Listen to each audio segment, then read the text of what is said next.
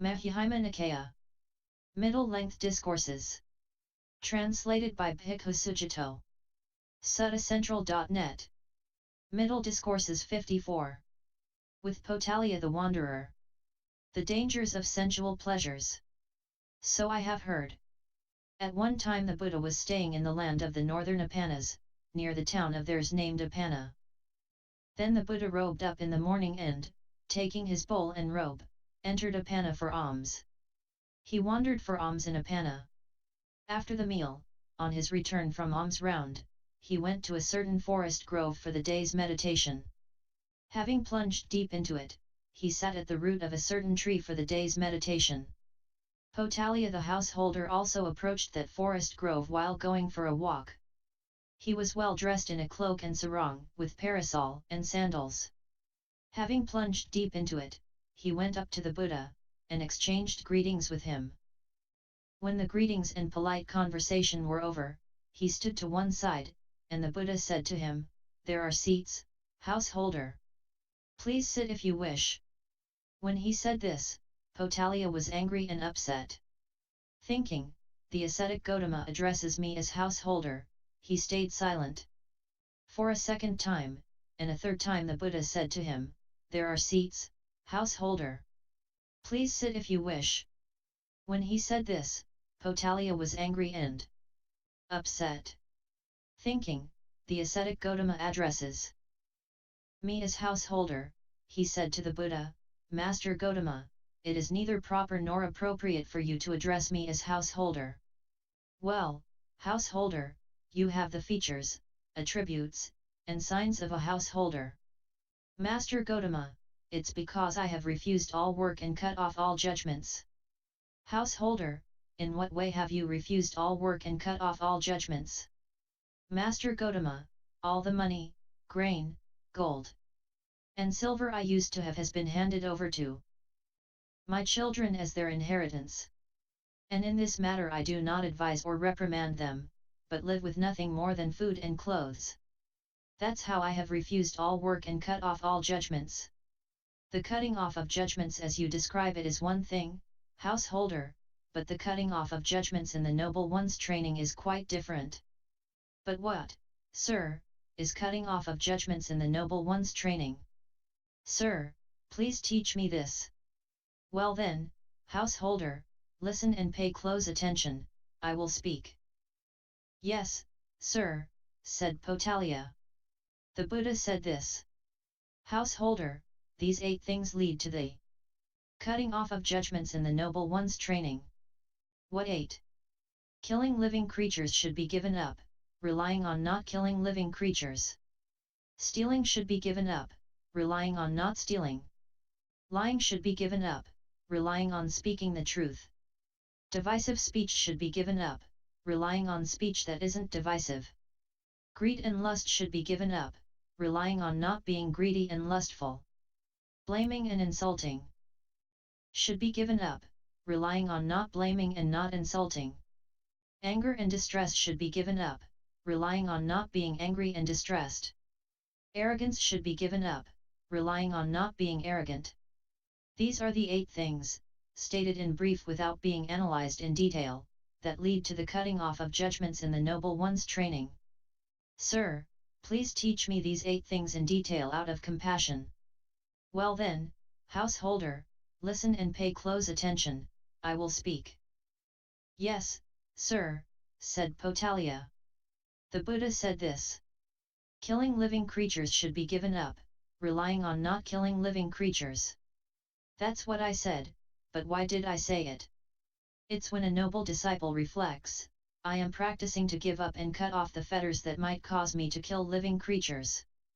But if I were to kill living creatures, because of that I would reprimand myself.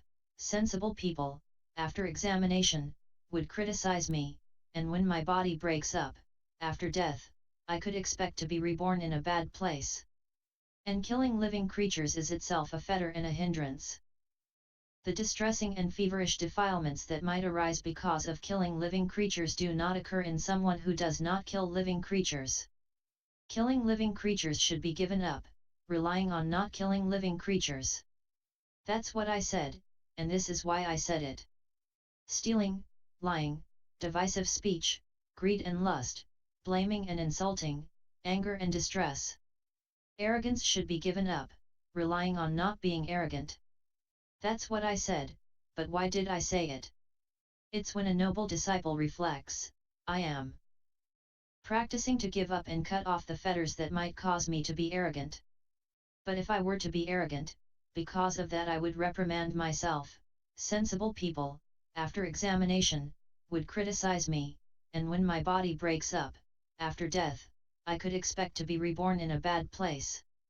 And arrogance is itself a fetter and a hindrance. The distressing and feverish defilements that might arise because of arrogance do not occur in someone who is not arrogant.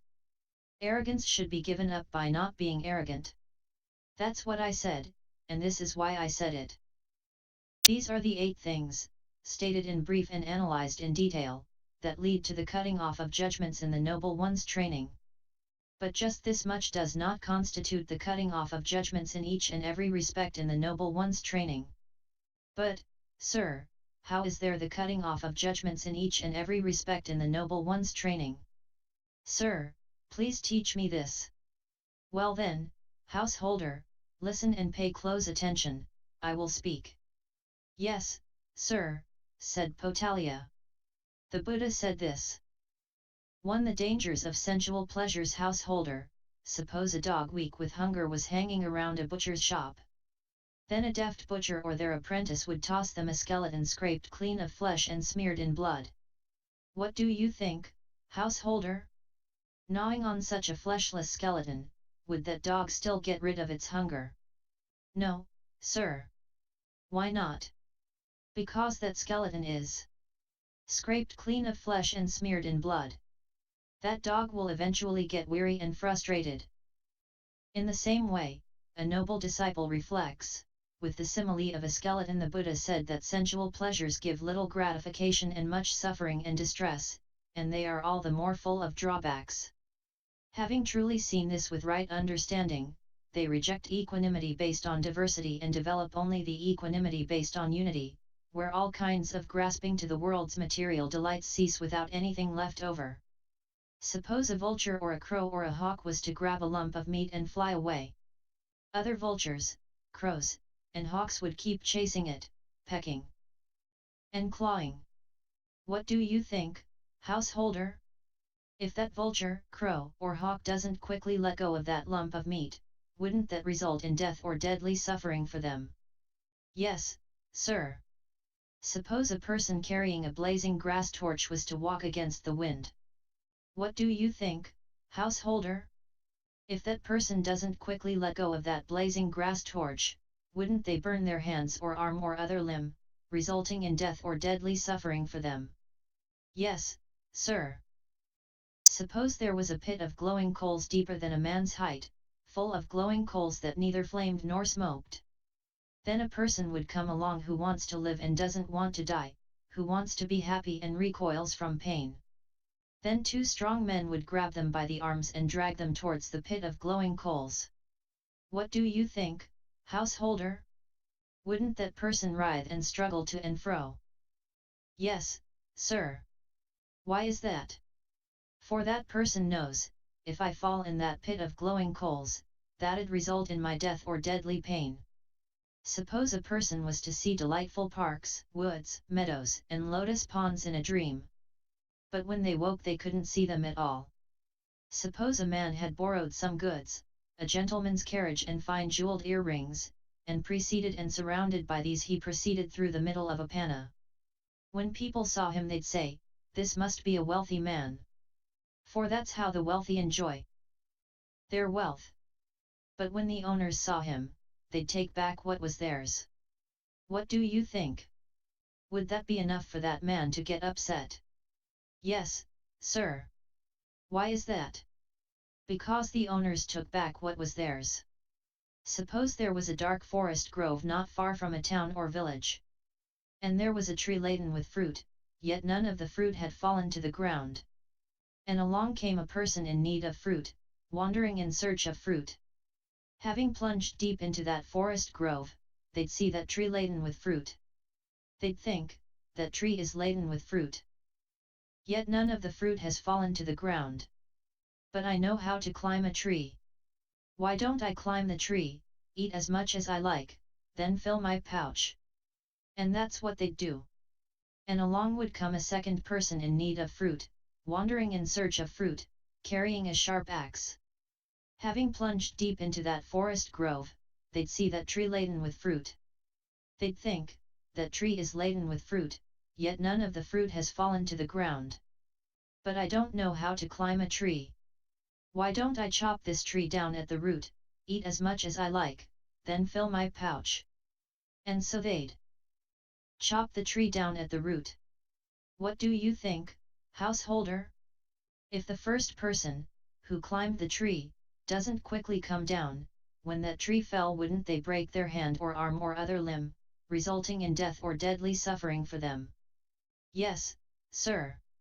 In the same way, a noble disciple reflects. With the simile of the fruit tree, the Buddha said that sensual pleasures give little gratification and much suffering and distress, and they are all the more full of drawbacks. Having truly seen this with right understanding, they reject equanimity based on diversity and develop only the equanimity based on unity, where all kinds of grasping to the world's material delights cease without anything left over. Relying on this supreme purity of mindfulness and equanimity, that noble disciple recollects their many kinds of past lives. That is, 1, 2, 3, 4, 5, 10, 20, 30, 40, 50, 100, 1,000, 100,000 rebirths, many eons of the world contracting, many eons of the world expanding, many eons of the world contracting and expanding. They recollect their many kinds of past lives, with features and details.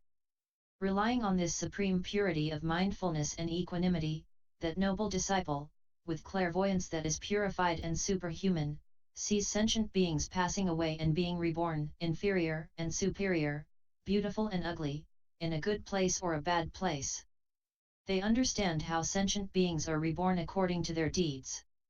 Relying on this supreme purity of mindfulness and equanimity, that noble disciple realizes they undefiled freedom of heart and freedom by wisdom in this very life. And they live having realized it with their own insight due to the ending of defilements.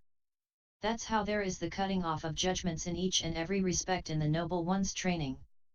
What do you think, householder?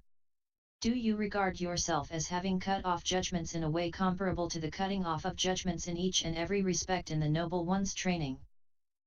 Who am I compared to one who has cut off judgments in each and every respect in the Noble One's training? I am far from that. Sir, I used to think that the wanderers following other paths were thoroughbreds, and I fed them and treated them accordingly, but they were not actually thoroughbreds. I thought that the mendicants were not thoroughbreds, and I fed them and treated them accordingly, but they actually were thoroughbreds. But now I shall understand that the wanderers following other paths are not actually thoroughbreds, and I will feed them and treat them accordingly. And I shall understand that the mendicants actually are thoroughbreds, and I will feed them and treat them accordingly. The Buddha has inspired me to have love, confidence, and respect for ascetics. Excellent, sir. Excellent. As if he were writing the overturned, or revealing the hidden, or pointing out the path to the lost, or lighting a lamp in the dark so people with good eyes can see what's there, the Buddha has made the teaching clear in many ways. I go for refuge to the Buddha, to the teaching, and to the mendicant Sangha. From this day forth, may the Buddha remember me as a lay follower who has gone for refuge for life.